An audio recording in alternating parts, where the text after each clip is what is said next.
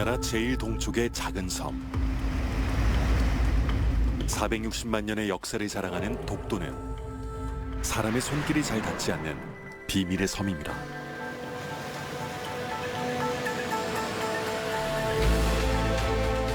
그 비밀은 바다 밑에도 있습니다. 독도는 독특한 해양 생태계를 자랑합니다. 최근 독도 해양 생물에 대한 특별한 연구가 발표됐습니다. 독도 인근 5개 정점에서 저희가 지금 약 13만 건에 대한 어류 이미지를 추출을 했습니다. 그리고 이 이미지를 가지고서 41종에 대한 어류의 학습 데이터를 구축을 하였고요. CNN이라는 개체식별 알고리즘은 이미지 안에서 여기에 어떤 게 들어가 있는지를 구분하는 것을, 예를 들어서 바다 사진을 보고서 그 안에 물고기가 있는지 없는지를 탐지하는 그런 기술이 되겠습니다. 자리돔 등 10개 어종은 정확도가 90%가 넘습니다. 그동안 육안으로 확인해야 했던 기존의 연구 한계를 뛰어넘는 세계적인 성과입니다. 올해 7월에 경북 지역에서 참다랑어가 대량 정치망 어구에 어획된 일이 발생했습니다. 이런 경우에 정치망 어구에 카메라가 설치되어 있다면은 이 영상을 실시간으로 송출받아서 AI 기술을 이용해서 어떤 어종이 얼마만큼 어구에 들어가는지를 확인할 수가 있습니다. 그러면 저희가 현장에 직접 가지 않고서도 육상에서 그 내용들을 알 수가 있는 그런 내용이 되겠습니다. AI 식별 기술은 실시간 수중 모니터링은 물론 수산 자원 밀도 추정 등에 쓰일 예정입니다. 기술의 진화가 바다에 찾아왔습니다. 카메라 기술의 발달과 AI 기술을 접목을 한다면은 아마 여러 분야에서 활용할 수 있는 거라고 생각하고 있습니다. 수산업의 반도가 스마트 기술로 달라지고 있습니다. 그 새로운 실험이 부산에서 진행되고 있습니다.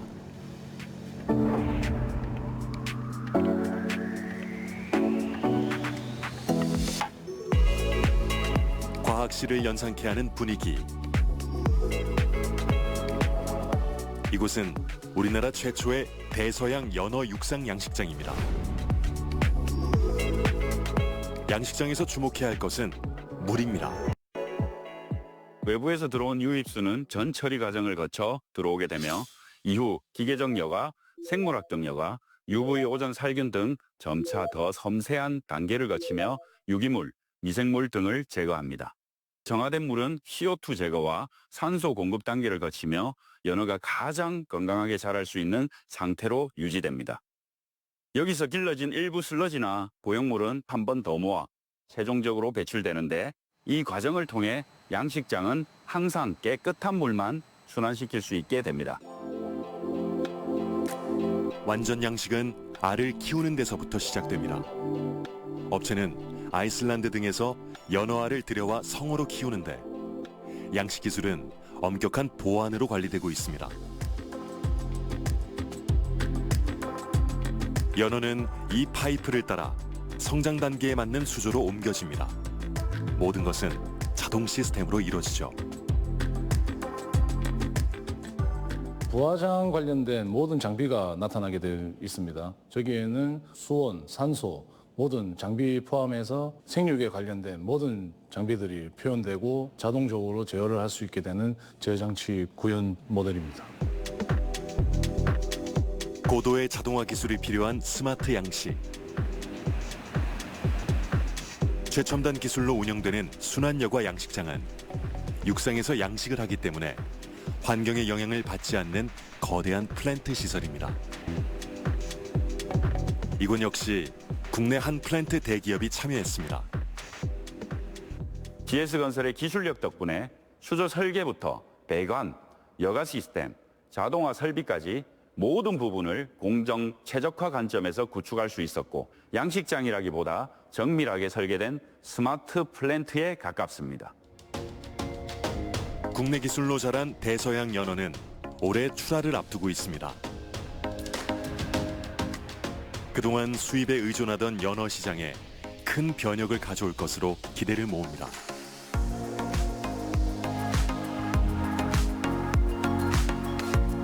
스마트 양식은 수산물 생산의 효율을 높이는 미래형 친환경 양식 모델로 주목받고 있습니다. 최근 기후변화로 인해서 고수온, 저수온 기간이 길어지고 수온 편차도 증가하는 등 양식 환경은 매우 안 좋아지고 있습니다. 이러한 불리한 환경 속에서 바다에서의 자연 환경을 이용한 양식은 상당히 어려울 것으로 예상되므로 환경 조절이 가능한 육상 양식으로의 전환이 필수적이라고 생각합니다. 양식 수산물을 안정적으로 생산하기 위해서 스마트 양식은 필수적입니다. 우리나라의 수산물 사랑은 대단합니다. 국민 한 사람이 1년 동안 먹는 수산물은 약 70kg인데요. 세계 평균보다 3배 정도 많습니다. 수산물의 종류도 다양합니다. 여러 어종 가운데 특히 횟감으로 사랑받는 생선이 있으니 바로 이 녀석, 넙치입니다.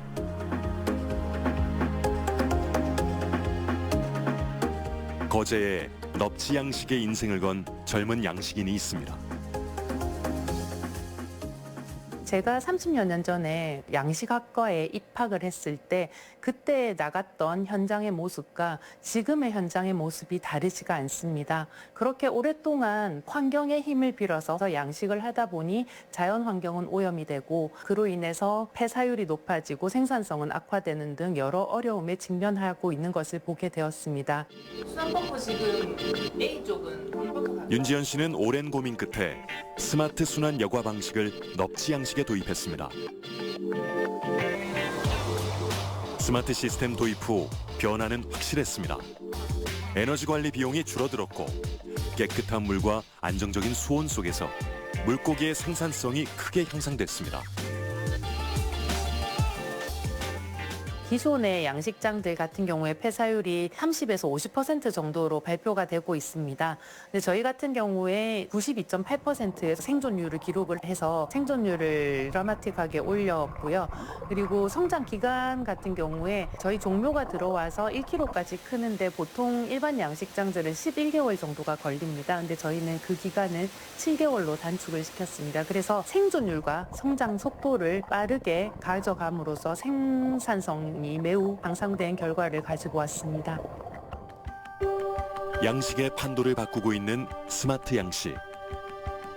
전문가들은 수산업의 미래를 위해 스마트 양식 인프라는 물론 인재 양성이 중요하다고 강조합니다. 스마트 양식의 핵심은 장비가 아니라 사람입니다. 주변에 센서를 설치할 수 있는 사람은 많이 있을지 몰라도 데이터를 분석하고 그리고 또 AI 기반 자동화 시스템을 연계해서 스마트 양식장을 운영할 수 있는 인력은 많이 없습니다. 스마트 양식의 성패는 현장을 이해하고 데이터를 분석할 수 있는 융합형 인재를 얼마만큼 양성할 수 있냐에 따라 달려 있다고 생각됩니다. 수산업 강국이라 불리는 일본. 일본은 양식의 미래를 어떻게 준비하고 있을까요? 오사카 남쪽의 카츠우라항. 항구의 새벽은 언제나 분주합니다. 밤새 잡힌 참치들이 속속 항구에 도착합니다.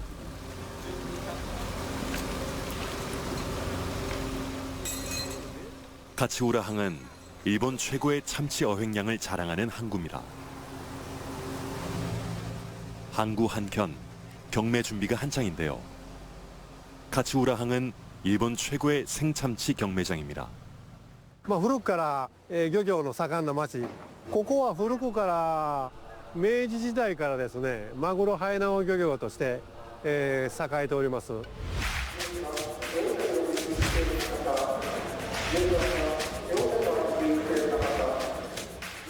경매인의 손이 빨라집니다.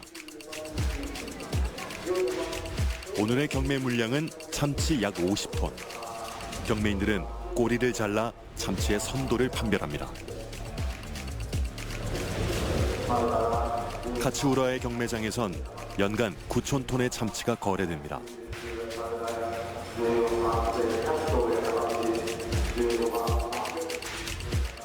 今日のマグロの種類としては、ビンチョウと、キハダマグロが、メインになってて、ここ先週が一番、値段が良くて、ここ12月に入ってちょっと若干安くなっております。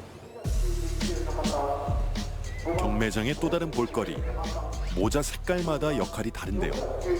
초록 모자는 중개인, 빨강 모자는 경매장 직원입니다. 경매장의 활기는 오늘도 계속됩니다.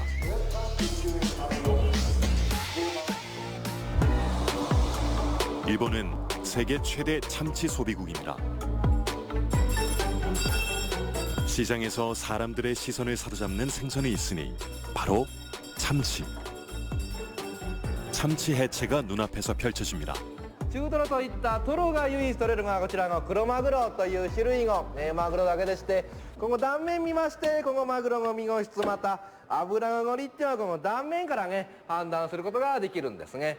こう切った断面のこの身の色ですとか、この皮の縁の部分、この部分。 해체사의 칼놀림에 거대한 참치가 부위별로 해체됩니다. 참치는 머리, 몸통, 꼬리로 나눠집니다. 맛깔스럽고 진귀한 볼거리에 사람들이 눈을 떼지 못합니다. 해체된 참치는 즉석에서 회와 초밥으로 판매됩니다. 음식이 순식간에 팔려나가는데요. 참치의 인기는 대단합니다.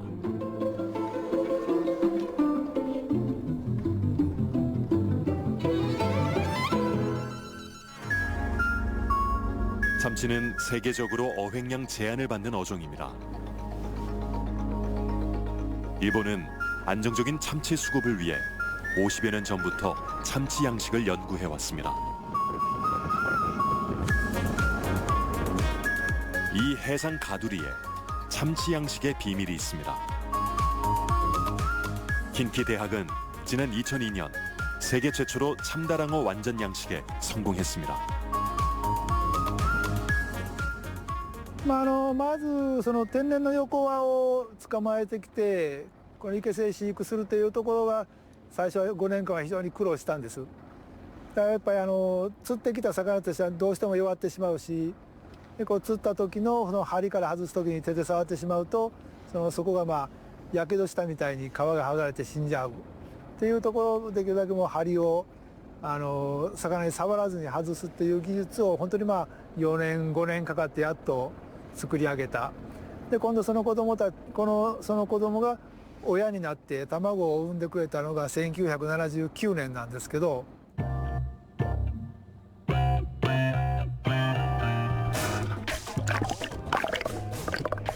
참다랑어는 양식하기 쉽지 않은 어종입니다. 육상 수조의 알에서 치어로 자라기까지 생존율이 10% 남짓에 불과했죠. 그들은 참다랑어 치어의 생존율을 높이기 위해 둥근 수조를 만들었습니다. その技術をなんとか使って、飼育することができた。海の生けすに置き出しっていうのをするんですけども、した翌日にはやっぱりほとんどが死んじゃったんですね。でこれが何かっていうのを原因を突き止めたら、やっぱ夜の間に生けす網にぶつかって骨折して死んでるっていうのが分かって、でそこからじゃあ狭いからぶつからんだったら生けすを大きくしよう。そして最初は四角い生けすだったんですけど、それを丸にしようということで生けすの大型化をして、随分生き残るようになった。 완전 양식이란 참다랑어를 알에서 성체로 키운 뒤 그 성체에서 다시 알을 받는 고도의 기술입니다. 성질이 예민한 참다랑어의 완전 양식을 위해 연구소는 조명을 바꿨습니다. でもその後はまだやっぱり同じように夜の間に死ぬことがあったんですね。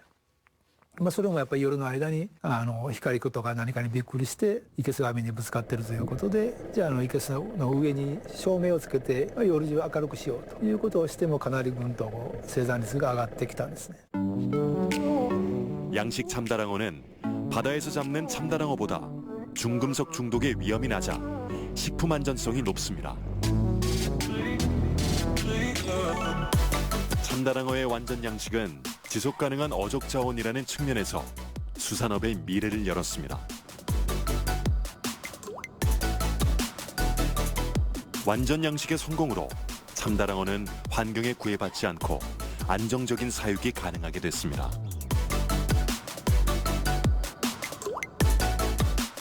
일본은 뱀장어 완전 양식에도 최근 성공했습니다. 20년 가까운 연구 끝에 먹이에서 양식의 답을 찾았습니다. 天然では外洋のかなり深いところでマリンスノーと呼ばれるプランクトンの分解物を食べてるというふうに言われてるんですが、それが再現できないということで、他の魚種のように生物飼料を与えても食べてくれない、育たない。でその後流動食の餌であれば食べるということが発見されて、でその餌が改良されて2002年に初めて人工孵化して稚魚まで育てることができ、滑らかに喉を通る飲み込めるような液状の餌。 장어는 2013년 멸종 위기종으로 지정됐는데요. 이번 완전 양식 성공으로 안정적인 식량 자원 확보가 가능해졌습니다. 完全養殖の意義としては、ウナギ資源の減少にかかわらず持続的に安定して将来もウナギが利用できるようにするというその補助的な効果が期待できると考えています。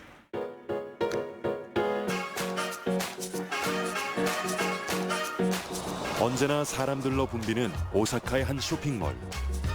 요즘 가장 핫한 레스토랑이 이곳에 있습니다.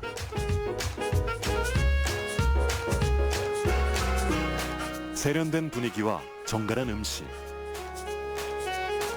식당은 언제나 사람들로 붐빕니다. 놀랍게도 음식 재료가 모두 양식어입니다.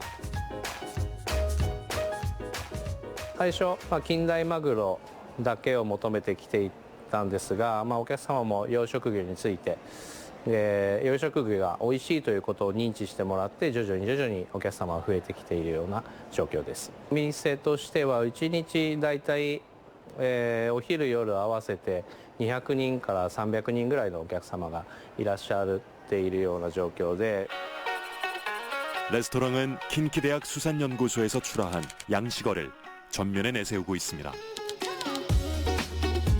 뛰어난 맛과 식감, 안정적인 재료 수급이 가능한 것 또한 장점인데요.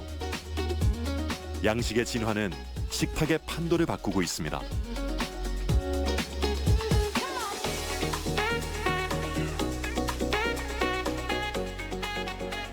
そうですね、すごくソフトで柔らかくて、でそれでジューシーな感じがしますね。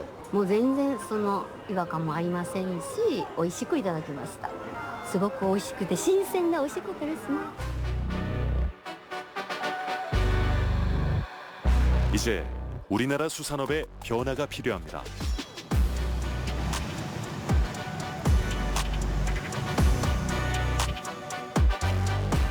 고등어 경매를 앞두고 선별 작업이 한창입니다.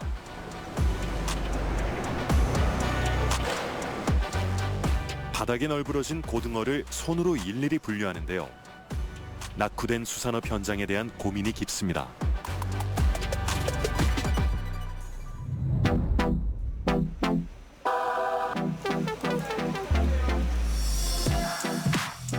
최근 수산 유통에 획기적인 기술이 공개됐습니다.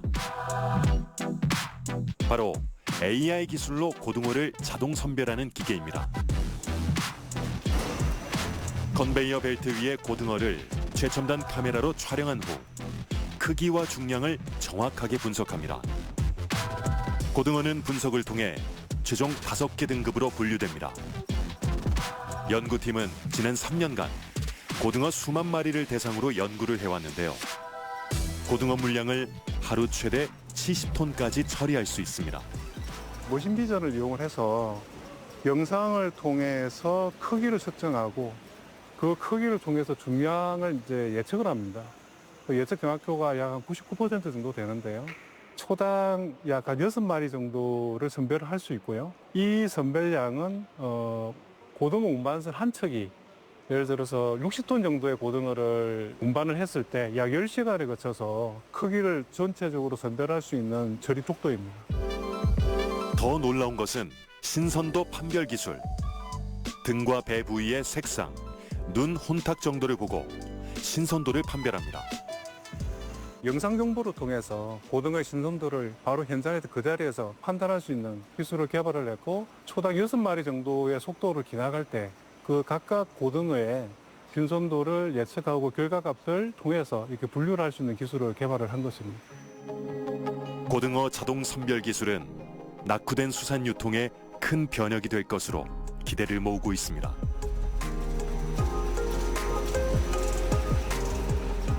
고령화로 인해서 위판장에 있어서는 선별의 능력이라든가 작업시간이 지연됨으로 인해서 신선하게 유통되어야 될 수산물들이 조금 늦어지는 그런 문제점들이 있었습니다. 수산업 전체적인 효율을 상승시킬 수 있을 것으로 생각하고 있습니다.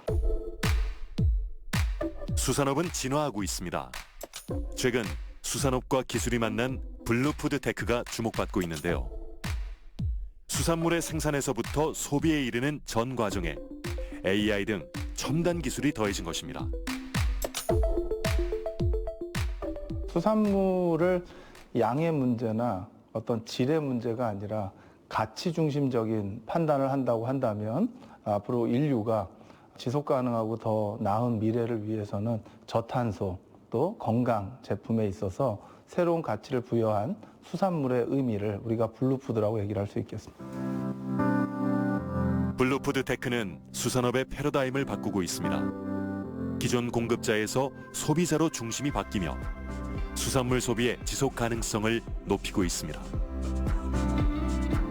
기존의 수산업이라는 것들은 이제 어장이라든지 계절적인 요인 때문에 이제 수산물의 공급되는 것들이 항상 한정적이기 때문에 공급자 위주의 시장이었는데, 이제는 소비자들이 요구하는 이제 눈높이 자체가 이제 바뀌고 있습니다. 전통적인 원물 위주의 가공에서 벗어나서 단순한 이제 가공 제품이 아니라 소비자들의 기호에 맞는 ATMR 같은 제품도 가능하고 더 나아가서는 데이터 기반의 개인 맞춤 식품까지 개발할 수 있기 때문에 이런 것들이 전반적으로 수산업 전체에 새로운 기술 혁신으로서 도입이 되고 있습니다. 거제도의 한 양식장. 겨울을 맞아 방어 양식이 한창입니다. 이곳에서도 블루푸드 테크가 시도되고 있는데요. 8월에 저희가 정치망으로 작업을 해서 강원도에서 어획을 한 다음에 저희 이제 거제 양식장으로 이동을 시켜서 입식을 시킵니다. 생사료를 이제 투입을 해가지고 연말 11월에서 그 내년 3월까지 4kg에서 5kg 정도까지 키운 상태에서 공급을 하고 있습니다. 오늘 저기 방어의 상태는 지금 양질의 퀄리티를 보유하고 있습니다. 과학적으로 배합된 사료를 통해 방어는 최고 품질로 성장했습니다. 방어는 오늘 출하합니다.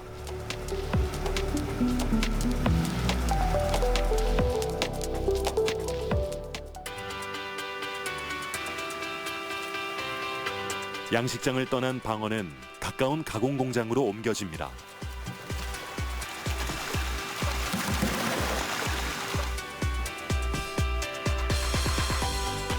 여기서부터 특별한 기술이 선보입니다. 방어의 껍질을 벗겨 필렛으로 가공하는 작업의 대부분은 자동 시스템으로 이루어집니다.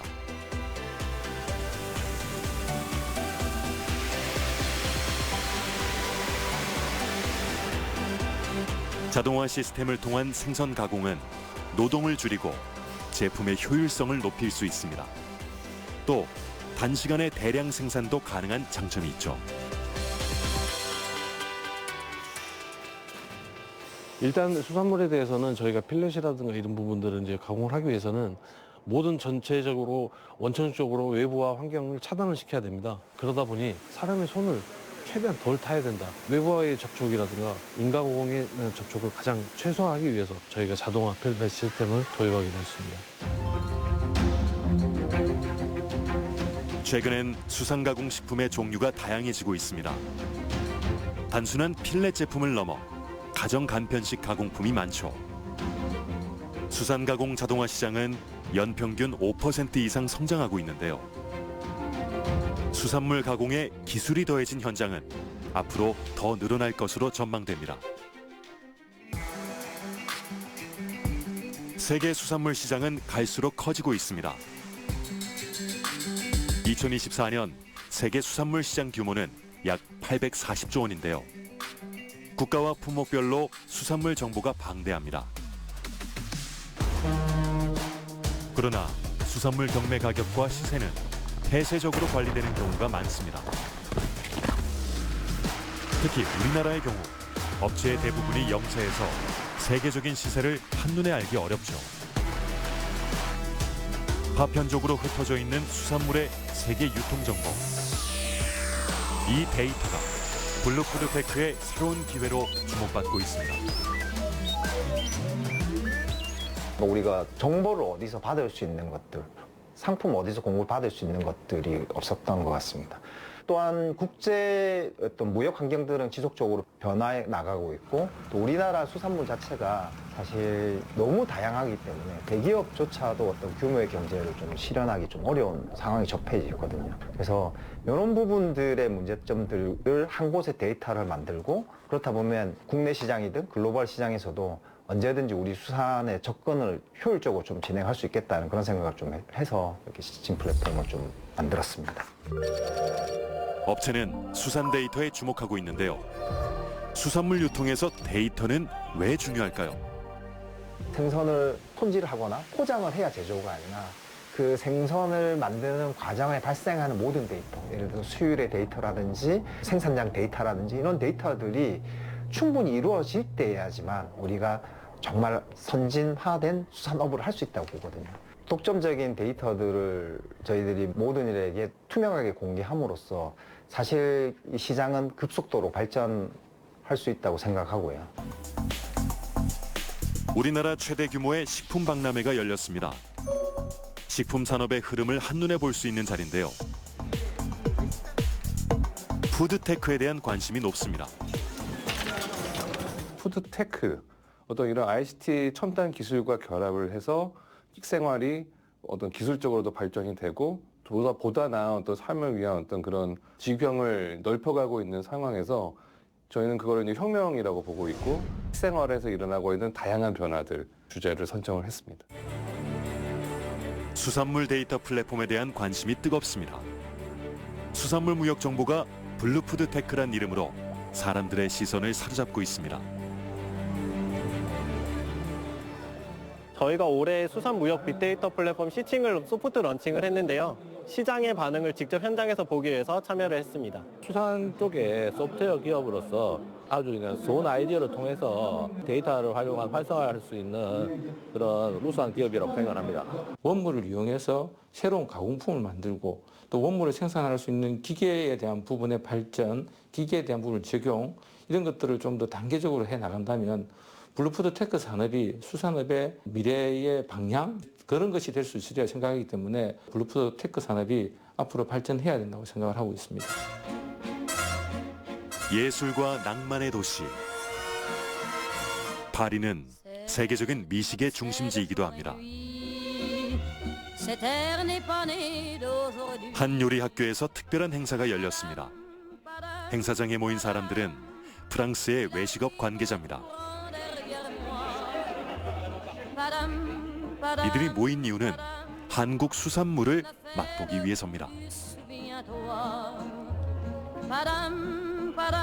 한국에서 건너온 굴과 붕장어를 조리한 다양한 메뉴가 선보였는데요. 음식에 대한 관심이 뜨겁습니다. Et je trouve beaucoup d'innovation auprès des producteurs coréens, notamment dans l'huître fumée qu'on a pu manger aujourd'hui, par exemple, l'huître fumée qui est exceptionnelle, les huîtres surgelées, les huîtres panées, qui sont pour nous des possibilités à la fois d'élargir nos gammes auprès de la restauration fusion, et non seulement, encore une fois, au niveau français, mais au niveau européen. Surtout qu'en France, je pense tout le monde n'aime pas forcément les huîtres, étant donné que c'est cru. Et je pense que c'est plus facile, peut-être plus facile au final, comme approche, de les manger de cette manière-là, en cuit ou en grillé. 해외에 수출되는 K 수산물은 해마다 늘어나고 있습니다. 지난해 우리나라 수산물 약 4조 8천억 원어치가 해외로 판매됐는데요. 역대 최고 실적입니다. 24년 기준으로 유럽 지역에 한국 수산물 수출된 금액 기준으로 한 2억 불 정도가 되고요.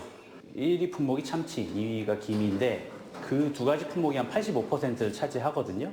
한국산 아이덴티티가 좀 있는 그 전복이라든지 냉동굴, 훈제굴, 그리고 붕장어. 일단 굴 같은 경우는 저희가 올해 초부터 굴전, 한국식으로 조리한 굴전을 이제 현지인들에게 많이 맛보여 봤는데요. 새롭게 느끼고 맛도 있어 하는 것 같아요. 한식으로 조리된 수산물을 계속 홍보하다 보면은 그걸로 인해서 현지인들이 접하게 되고 한국 수산물을 찾게 될 거라 그렇게 생각하고 있습니다. 세계적인 열풍을 일으키고 있는 K 콘텐츠.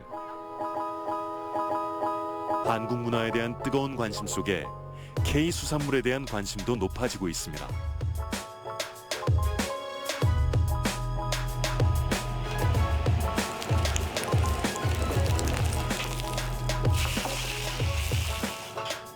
한국식으로 조리된 굴 메뉴가 만들어집니다.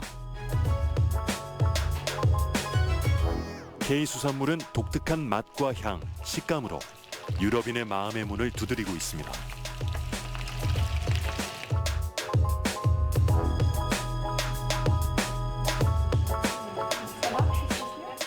한국 문화에 대한 호기심과 건강한 음식에 대한 관심 속에 K 수산물의 인기는 젊은 세대를 중심으로 높아지고 있습니다. K 수산물 전성시대가 열리고 있습니다.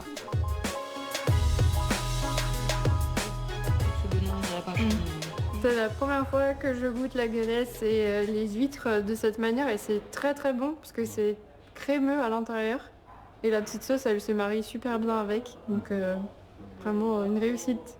Ça fait qu'on est très surpris par la texture à l'intérieur et surtout la sauce qui est un petit peu citronnée, ça va parfaitement avec. Donc ça pour le coup je sais que je reprendrai la prochaine fois que je viendrai et que je pourrai découvrir à d'autres amis à moi parce que je pense qu'ils vont adorer parce qu'il n'y a pas besoin d'aimer les huîtres.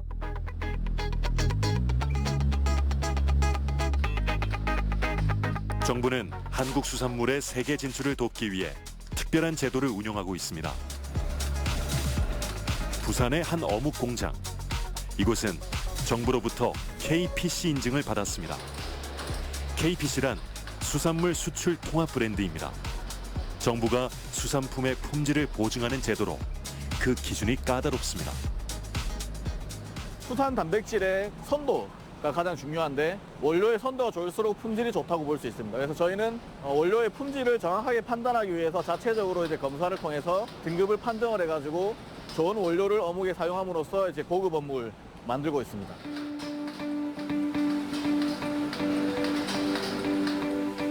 업체는 베이커리 컨셉트의 매장을 운영하고 있습니다.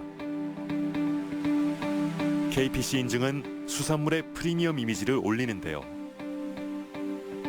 어묵의 인기는 갈수록 높아지고 있고 업체는 현재 베트남 등 해외 5개 매장에서 어묵을 판매하고 있습니다. KPC 인증을 받기 위해서는 해외 바이어들을 대상으로 제품의 품질과 안전성에 대한 높은 신뢰도를 받아야 하는데요. 최근에 제품 품질에 대한 신뢰도가 높아지면서 미국 바이어들 대상으로 추가 주문이 이어지면서 수출 물량이 급증한 바 있습니다. 수산식품의 해외 인지도를 높이고 있는 KPC 제도. KPC를 통해 한국 수산물의 해외 진출의 문이 넓어지고 있습니다. 바닷속 비밀을 품은 특별한 저장고가 있습니다.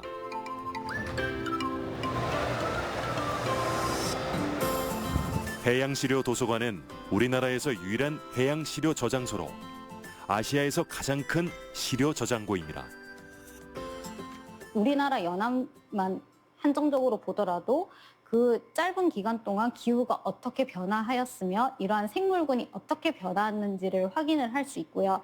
또한 새로운 유용 자원이 어떤 것이 될 수 있는지를 저희가 다시 확보할 수 있고 또 그다음에 연구를 할 수 있는 기틀이 되기 때문에 중요하다고 생각합니다. 연구소는 시료를 연구자에게 대여해주기도 하며 해양 바이오 산업의 미래를 준비하고 있습니다. 알려진 것보다 알려지지 않은 것이 더 많은 세계. 바다는 생각보다 더 많은 기회를 품고 있습니다.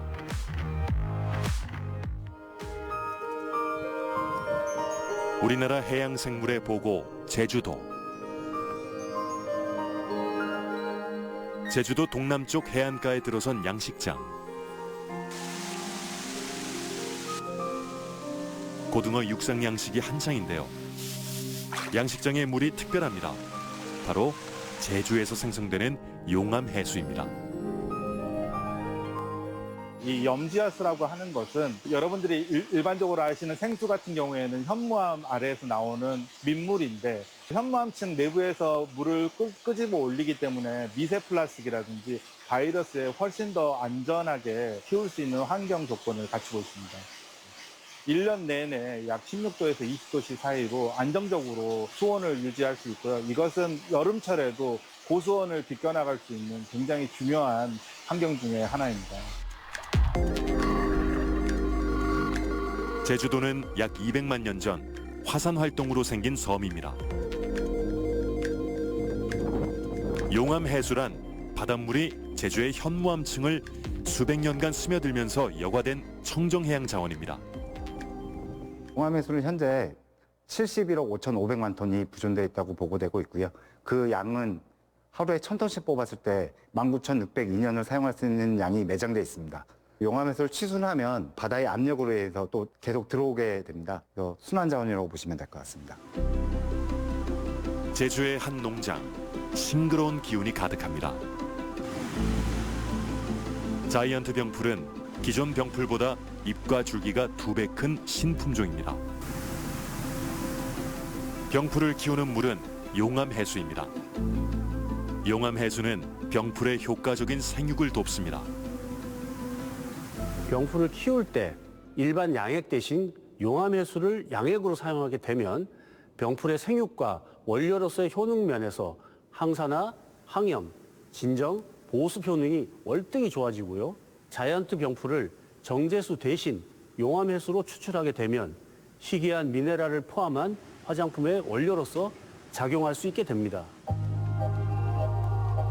미네랄이 풍부하고 불순물이 적은 용암 해수는 병풀의 보습, 진정 효과를 높입니다. 업체는 자이언트 병풀 성분으로 화장품을 만들었습니다.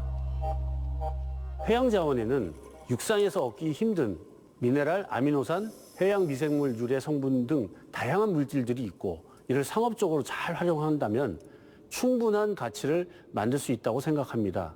해양자원을 이렇게 적극적으로 활용한다는 것은 K-뷰티가 앞으로 나아갈 수 있는 새로운 영역이 될 수 있다고 생각합니다. 전문가들은 사람들이 쓰고 있는 해양 자원은 바다 전체 생물의 1%밖에 되지 않는다고 말합니다. 99%의 가능성이 아직 바다 밑에 숨어 있다는 뜻이죠. 해양 바이오 산업은 해마다 성장하고 있습니다. 그 푸른 전쟁을 위해 준비를 서둘러야 합니다.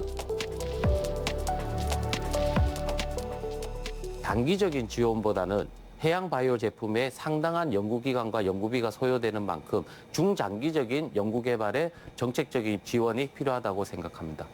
적절한 시기에 투자를 유치하고 매출을 확대해 나가는 것이 필요합니다.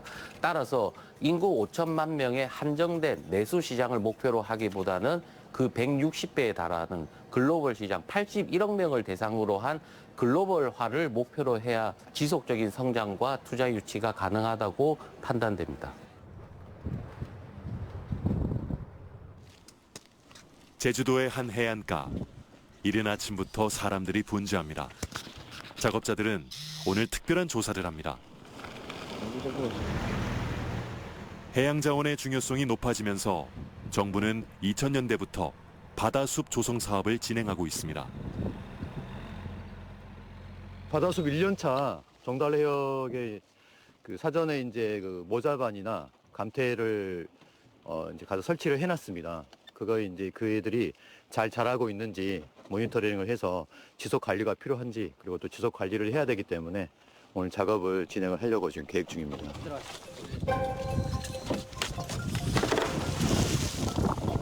작업자들은 꾸준히 바닷속 상황을 확인해 왔습니다.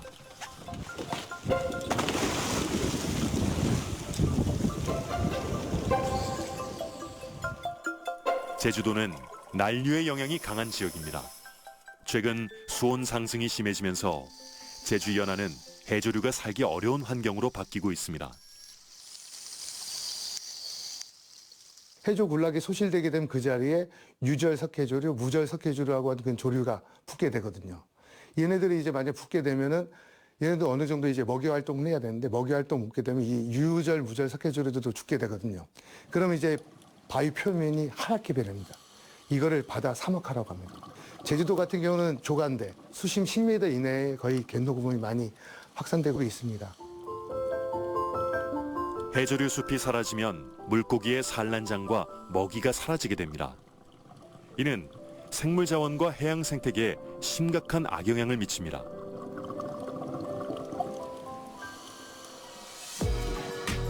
바다숲 조성은 포자가 붙을 수 있는 인공 구조물을 넣는 데서부터 시작하는데요. 해조류 착생이 잘 되면 바다에 놀라운 변화가 일어납니다. 그런 숲이 존재해야만이 다양한 어류, 다양한 각각류 이런 생물의 다양성이 증가가 됩니다. 특히 갯노구 면적의 감소라는 것은 육상의 산림의 황폐화된 것들을 복원하는 것처럼 바다에 황폐되어 있는 공간들을 건강한 조건으로 바꿨다라고 이해해 주시면 좋을 것 같고요. 갯노금 전후에서 약 106.5%까지 생체량은 늘어나게 되고 종 다양성은 약 44.7%까지 늘어나게 됩니다. 일본도 바다숲에 주목하고 있습니다.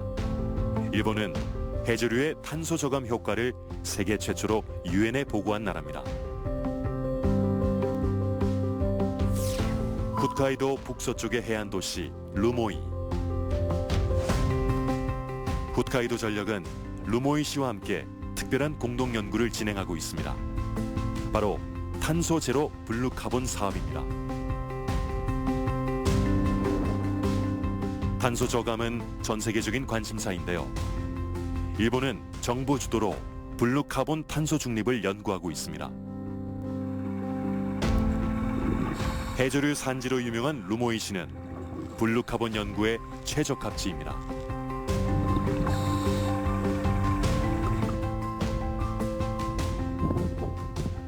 ルム市はですね、まず国が2025年までに、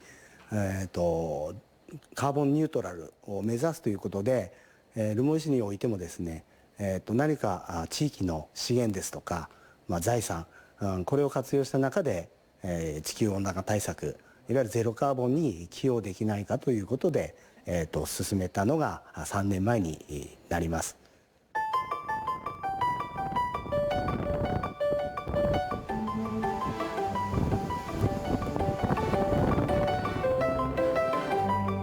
홋카이도 전력은 특수 밧줄을 개발했습니다. 해조류 종자가 심어진 밧줄인데요.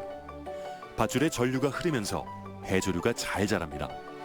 直径 12mm のポリプロピレンのロープで、函館の方面ではよく昆布に使われているロープで6本。海藻の成長を促進させるロープを開発しました。もともと電力会社は海の中の設備をたくさん持ってますので、その設備が錆びないように、電流を流す電気暴食というものをやっていましたので、それを応用して、海藻のロープに養殖ロープに電流を流して、先ほど申し上げた通り、ミネラル分を集めて、で海藻の成長を促進させる海藻成長促進剤を開発して、商品化に向けて進めております。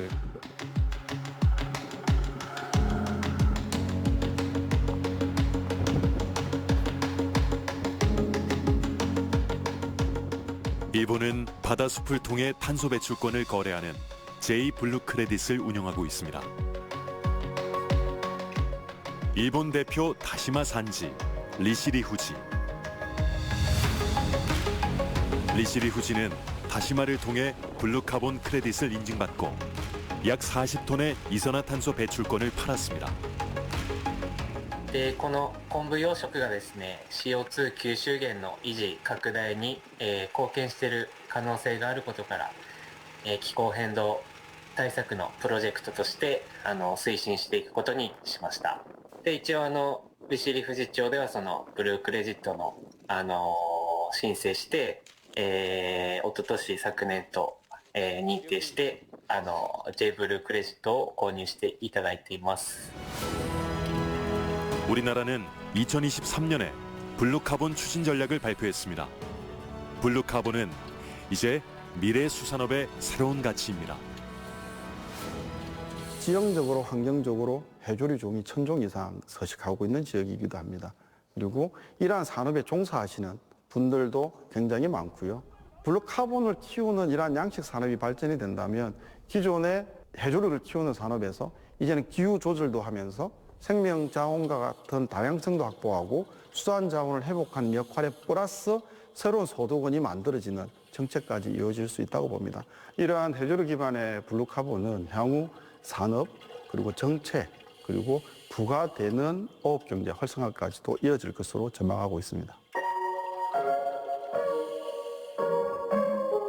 K수산의 미래를 위한 특별한 수업이 부산의 한 대학교에서 진행되고 있습니다. 바로 ODA 교육입니다. My name is Iman Muhaimin. I'm from Indonesia. Now I'm enrolled in Interdisciplinary Marine and Fisheries Science and Convergent Technology Department. My research focus on using postbiotic lactic acid bacteria for the bioactive compound in seafood food packaging. 국립부경대학교는 지난 2010년부터 개발도상국을 대상으로 해양수산 기술을 전수하고 있습니다. 아시아, 아프리카의 수산 연구자와 공무원을 대상으로 하는데 지금까지 약 200명의 졸업생을 배출했습니다. 우리가 이제 축적한 경험과 기술을 개발도상국에 이제 전수해주고 그러면서 이제 그쪽 개발도상국의 지속 가능한 수산 발전을 위한 역량 강화를 저희가 하고 있는 것입니다. 수산 분야를 이제 크게 나눈다면 수산 가공, 수산 양식, 그다음에 수산 자원 관리, 그리고 수산 경영 및 정책으로 교육 프로그램을 개발을 했고요. 거기에 맞는 또 수업 과정도 우리가 또 개발을 했습니다. 학생들은 연구를 마치고 고향인 인도네시아로 돌아가 해양수산과 관련한 꿈을 펼치게 됩니다. So after I completing my doctoral degree, I plan to return to my country, Indonesia, and I continue my career as a lecturer. So my goal is develop some kind of research related to the fisheries and marine sectors. And also I want to some kind of guiding the future scientists related to the marine fisheries or food science sector in Indonesia. I will apply my research finding into the community, and after that I will maintain the good cooperation with other projects, PKNU, MTCRC, and also Ministry of Fisheries in Korea and Indonesia to have joint international research to solve some issues in the marine and fisheries sectors. 부산은 세계적인 수산 인재 양성소입니다. 국립을 중심으로 인적 네트워크가 형성되며 K수산이 세계로 뻗어나가고 있습니다. 국립부경대학교의 수산 ODA 교육은 단순한 원조를 넘어 우리나라 수산업의 해외 진출을 돕는 전략적 투자입니다. ODA 수료생들은 자국에서 정책 결정과 행정을 담당하며 향후 우리나라 기업의 진출 시 신뢰할 수 있는 협력 파트너이자 제공자로 기능하고 있습니다. ODA는 한국을 기술 공유국이자 국제수산정책 선도국으로 자리매김하는 중요한 수단이 되고 있습니다. 최근 정부는 해양경제와 수산업 경쟁력 강화를 위해 해양수산부를 부산으로 이전했습니다. 21세기 신해양수산의 시대가 부산에서 시작되고 있습니다. 어획량의 24% 그리고 수산물 가공품의 36% 그리고 수산 가공업체의 16%가 부산에 지금 주소를 두고 있습니다. 유통 인프라도 잘 갖춰져 있고요. 국립수산과학원 그리고 한국수산자원공단, 수산물 품질 관리원, 그리고 국립부경대학교나 한국해양대학교 이러한 연구 인프라도 충분히 갖춰져 있습니다. 해양수산부가 이제 부산에 와서 그런 기관들과 소통하면서 지원해 나간다면 부산이 충분히 세계적인 수산 도시로 발돋움하지 않을까 이렇게 생각하고 있습니다. 우리는 이제 디지털 기술로 바다를 경작합니다. 스마트 양식의 시대가 열렸습니다. 최첨단 기술로 수산물을 생산, 가공, 유통하는 블루푸드. 식탁 위의 푸른 혁명, K수산의 도전이 시작되고 있습니다.